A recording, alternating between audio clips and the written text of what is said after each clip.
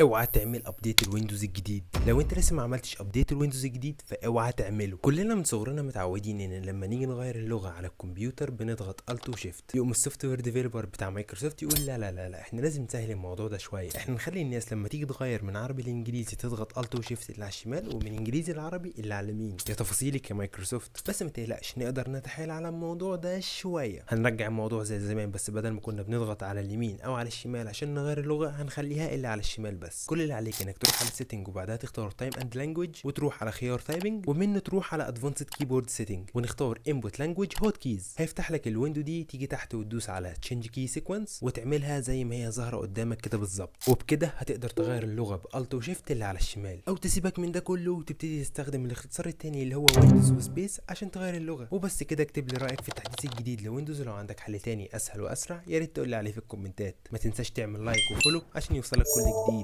سلام.